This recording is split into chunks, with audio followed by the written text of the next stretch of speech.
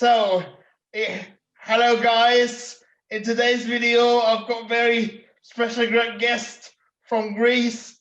He is my good friend, Dimitris from Greece. So, Dimitris, do you want to introduce yourself?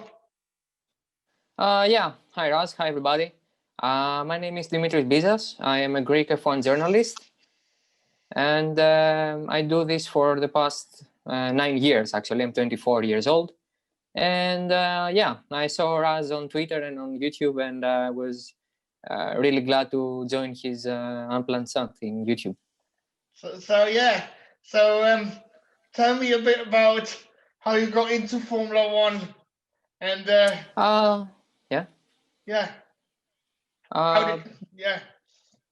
Basically, I liked F1 as a kid, and I liked watching F1 just as a spectator. And as I grew older, by the age of 17, I started writing about F1 on a blog, then on a website here in Greece. And since 2017, I am in a magazine and a website called Four Wheels. And that's how I got on the job, like as a fan who turned to a journalist. Yeah, so which one was the first one you covered as a journalist? I think that my first year was 2012. The first Grand Prix I covered was maybe the Italian Grand Prix of that year, right after the Belgian one, which was quite an eventful one. And since then, I haven't missed a Grand Prix. So, how did you get your accreditation from to be a F1 journalist? Yeah, so in the other side I was working called totalracing.gr. We were accredited, and as an editor-in-chief, I was an editor-in-chief then. I got accredited, and we did some traveling. I couldn't make it, but yeah, we went to China and Italy in Monza. So it was a good experience, and they gave us the opportunity to talk to F1 people and drivers and all that stuff. So, which driver was the first person that you spoke to? The first F1 driver I spoke to, on a professional level, it must be Kevin Magnussen, because I did an interview with him in I think last July, and on a professional level. On a personal level, I have spoken to many fun people, but not drivers. So, what is that like? Because I mean, I've tried, since I've been doing this podcast. Really, I've actually spoken to a lot of people, and the first one was I was really nervous. So, what was that like for you? Yeah, it's nervous. It's a nervous process because you don't know how will he respond, or well, how much time will he give you, or she gives you. So it's a bit weird, yeah, and you get nervous, but once you start speaking with the other guys and the other person you have in front of you, it's much easier. So, have you been to any races? I don't think you've been to any races this year because of the virus. Yeah. No, I haven't. Yeah. So, but what do you think about this season so far? Yeah, basically it's a Mercedes. It's a Mercedes season once again. I mean, they dominate the grid. Lewis Hamilton is by far the best driver this year. Maybe Max Verstappen or Charles Leclerc have to show better race records because their cars are not the best, especially Charles one. Ferrari is not very good this year. Yeah, it's a total domination, and I think that even though it's a shortened season, the fact that we go to different tracks and we visit different places is pretty good for the sport. And actually, it's pretty good for the spectators as well, because people love Nürburgring, they love Imola. Many people like Istanbul Park. Portimao is a good track. We will see in a couple of days. So yeah, it's a pretty weird season, and the only stable thing, if you like, is that the Mercedes Hamilton duo is dominating again. Yeah, and what do you think about Lewis Hamilton? How many titles do you reckon he's gonna get before he finishes his career? I think he will. The seventh one is a given. I mean, this year he will be crowned champion. It's a matter of races, and not a matter of if. It's a matter of when. Maybe the 2021 season is a good opportunity for him to have an eighth title, because the regulations remain the same. He will probably remain in Mercedes. I think it's a question of when will he sign the contract and remain with the team. Maybe the 8 titles, world titles, is a possible achievement, but after that, no one knows. 2022 is a different situation, new regulations, a couple of shakeups. So you never know. But I think 8 titles is something he can and could achieve. Yeah, but I've heard that Mercedes have given him a deadline to sign it by the end of the year, and I mean, I still think he could retire at the end of this season. I mean, he could, but I don't think he will, because he seems like he's in a great shape. He's a great athlete. He has the potential to continue, and his body seems like he can do it. It can do it, but mentally, I don't know what's his state, because many drivers are spent after a couple of really tough seasons, and 2020 is a tough season with the triple headers and all that stuff. So he may as well retire, or I don't think he will go to another team. So if he doesn't continue with Mercedes, I think, yeah, he will retire. But I don't think it's very possible, in my opinion. I don't know. I mean, let's wait and see. But which Grand Prix did you enjoy the most out of this season so far?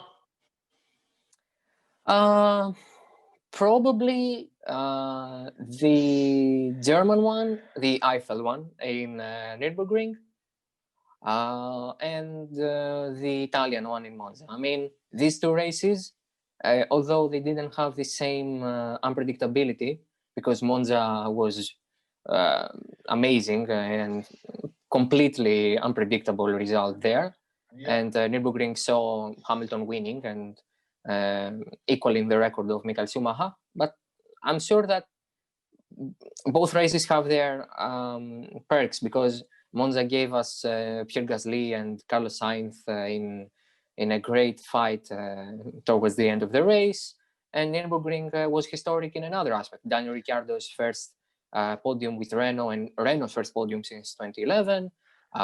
The 91 wins of Lewis Hamilton was a historic achievement as well. So these 2, I reckon they were the best for their own reasons in 2020. Yeah, I agree with you, but for me, I think the outstanding person has to be Nico Hülkenberg for coming in for at short notice. What do you make of his performances? I mean, he's a great driver. I don't rate him as highly as many people, not because he's not a good driver, but because he had some chances on a podium finishing position, and he blew it in a couple of opportunities. He had a couple of chances, because Baku 2018 and Germany 2019 were were pretty good opportunities for him to grab a podium finish with Renault. But that doesn't mean that he's not a good driver. He was a part of the F1 grid for a whole decade since 2010 with Williams, and he has a pole position on his name, which many people tend to forget. He's not a bad driver at all. In any given series, he would succeed. And Formula One has a place for him. I think that his 3 races this year, the Silverstone one, the 70th edition, and the Eiffel Grand Prix, were, especially the last one, was pretty hectic because he had only a qualifying session to do and then straight to the race. Yeah, and he was pretty good. He was pretty good. So, what do you think about?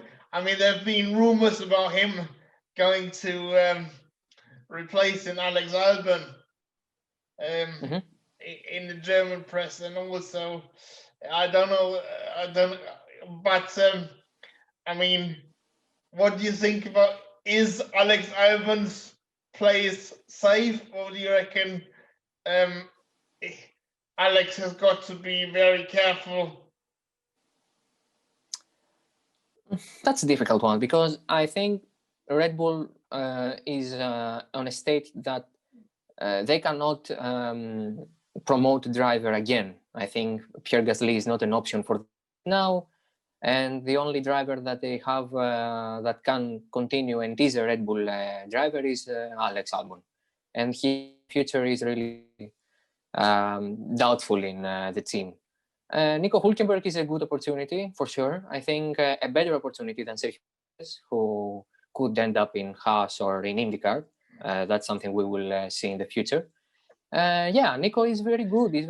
He's a good driver for this kind of situations, and maybe his experience will not let him have the results that other Verstappen teammates. He may be someone closer to Ricciardo's performance against Verstappen, not someone who had the performance of Gasly or Albon. He's very experienced, and he could bring something different to the Milton Keynes team. I mean, I personally think, he would be perfect for going into Red Bull, but unfortunately, I think is very unlikely, because I think, I think that they should give Alex Albon one more year before they get rid of him. They could, because 2021 has the same regulations. So he will know the car. He will have the time to. He must have seen the car of 2021 from this year with the team. So he will have experience on it, and he could have better results and have a better performance. But that's something that Red Bull doesn't take into consideration. And Helmut Marko is a really tough guy. He doesn't give you a lot of time to get acclimatized. So yeah, we will see. Maybe Nico has a chance. Yeah, and what do you think about Sainz going to Ferrari? That's a weird one, because I get why he, as a driver, wants to go to a team like Ferrari and maybe potentially have the chance to win races and championships in the next 3 or 4 years with the new regulations as well. But it's a weird one, because Leclerc there seems to have the absolute #1 status since Sebastian Vettel will leave. So Carlos will be a somewhat #2 driver, and he's nowhere near Leclerc's performance. I think he doesn't have the same speed, or he doesn't have the experience in the Maranello team. So we will see. I think 2021 will be a third year for him in order to get acclimatized in the new squad he will be in, and we will see. 2022 is his second and last year in the current contract he will have. So yeah, it will be interesting to see what he will do. Yeah, I mean, I totally agree with you, and I'm actually a bit scared for like Carlos's career, because for sure sooner or later Mick Schumacher is gonna go in that seat. So I think my worry is Carlos just a placeholder for like when Mick is ready? Yeah, that's a possibility. That's a possibility. Because Mick is not ready for the Ferrari seat. He's ready for the Alfa Romeo seat he will get in 2021. And maybe Carlos Sainz will be there just to gain the squad, to gain the team some time. So maybe 2022 will be a year when they will see that Mick is better, and maybe they will prepare him for a 2023 transition to the big team, to the Ferrari one, and not the Alfa Romeo. But I think that will depend on how the team is performing in the track, how Carlos will perform, and even Charles Leclerc is not a given, because we have seen Ferrari ousting drivers that they thought and they said that they will be their future, and after 2 or 3 years of not so good results and not achieving so many things, they have decided to let them go and not renew their contracts. So let's go. Let's talk about in the future. How do you think Mick is gonna get on in Formula One? Well, he has a very big name. He has big shoes to fill. I don't think he has to fill them though, because even though he has the Schumacher name, and he has as a father the arguably best driver of all time in terms of records, at least, he doesn't have to do the same things. All he has to do is be himself, and I'm sure he's very talented to get some wins and even be considered a future champion if he proves it with his performances. Maybe not in 2021, because we have seen him that in the first year of him competing in a new series, he is not so good. 2019 was not so good for him in F2. In contrast to this year that he's about to be crowned champion.